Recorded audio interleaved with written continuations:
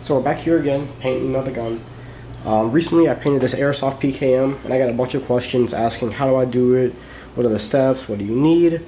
So instead of just explaining to everybody how I do it, I decided to make another video. So today we're going to work on this airsoft M79, and we're going to tiger stripe it. So I'm going to get the PKM out the way, and I'll show you everything that we have for the M79. Now that we have the PK out of the way, let's talk about everything that we have. So obviously we have M79 that's we're going to paint today. Got some tools, take it apart, a little screwdriver, and then the skate tool that works for taking off the stock. You have some brushes. I prefer to use the 1-inch chip brush over the 2-inch ones, but you can still make it work.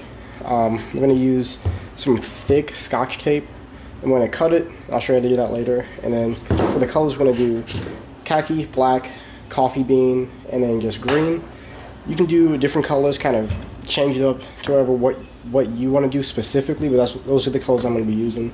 And then I'm going to be painting into this, or spraying the paint into this bag and using it to dip the brush in and then paint it onto the gun, and that's how we get the tiger stripe. So with this, I'm basically going to take off all the wood pieces because I don't want to paint the wood, just the bare metal. If you wanted to paint the wood, just tape off the vital parts and then just get started painting, but I want to keep the wood natural looking, and the metal's going to be painted, so that's what I'm going to start doing. Alright, so now this is taped off. You can still see some of the insides, but it's not really important. It's an airsoft gun. I don't really care if it isn't super reliable. But yeah, the most important piece is taped off. I could cover off the barrel, but again, it's an airsoft gun. It doesn't really matter, especially since it's an airsoft grenade launcher. If it was like a AG or a gas blowback, then you want to put like a little piece of toilet paper or paper towel or something in the barrel to block it, to get the paint from getting in there, but it doesn't really matter with this one. So now we're just going to get everything prepared to get painted.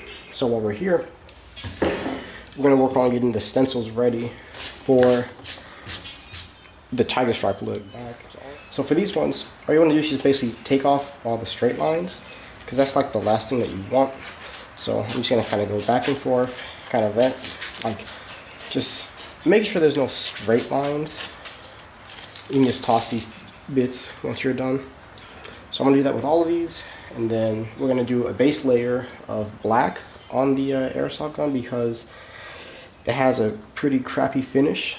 So the black spray paint will kind of act as a protective layer, or what the anodizing or whatever they do should have been in the first place. So when we get back, all these will be done, and then we will start painting the first layer, which will be black. Alright, so because of the airsoft gun, they don't have that great finishes. I'm going to do just a base layer of just matte black. It's not going to be in focus, but I can promise you it's matte black. So we're just going to go just back and forth. Now, like the other video, I'm not doing this on the ladder because I just don't feel like getting it out. If you wanted to, you could. Alright, we flipped over to the other side. So now using the same exact thing. Alright, so at this point I kind of cut a few steps, but it's kind of tedious, so it's not that hard. All you're doing is basically making long strips and make sure they don't have any jagged edges. If you want, you can kind of add on to these strips, kind of make like a little bit of a crossing shape or not. But you just kind of like want long, kind of skinnier ones. It's just kind of whatever you want to do, really. It's your gun, paint how you want. But it's not your gun unless you paint it. So it's long strips.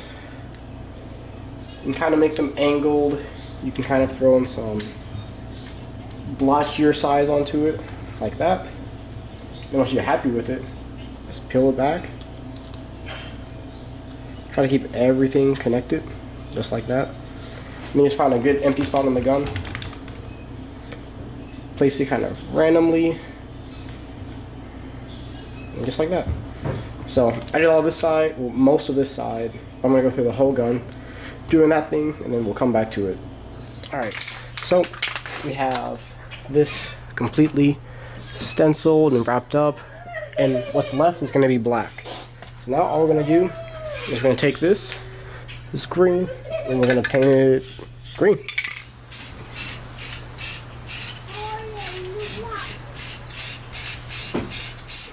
just flip it over, trying to get another side, just make sure everything has a nice even green coat. Alright, so with this, I'm going to take this tan, khaki, spray paint this box until I get a good little puddle, dip the brush in that puddle, wipe off the excess so it's kind of dry, like dry brushing it.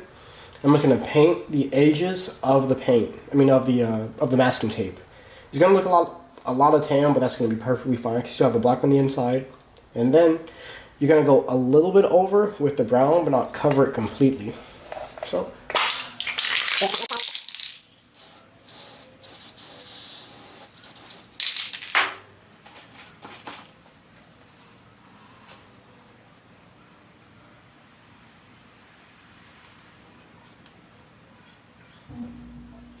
Take the brush, dab it off a little bit so it's not too wet, and then just kind of find a little in-between space and brush it. So I have everything painted. I can get this up. Everything's still a little bit wet, but as you can tell, you got brown, the tan, and the green, and of course on the tape you have the black. So some of these kind of got bigger than others, but that's kind of fun because at the end of the day, if I'm unhappy with it, just strip it and do it again.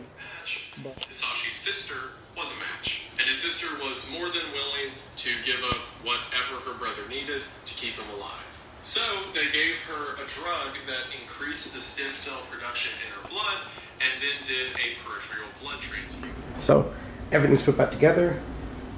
This one has a little bit more tan on it than I would like, but if I wanted to, I could always just come back, get another brush, paint some green, and just kind of go back over the tan to kind of darken it a little bit, but overall, pretty happy with it. And then you can move it around, kind of see a little bit better. Again, it's still going to be kind of shiny because it is brand new. I didn't let this sit overnight to completely cure, but once it sits overnight, it won't be as reflective, and then it'll look more like that.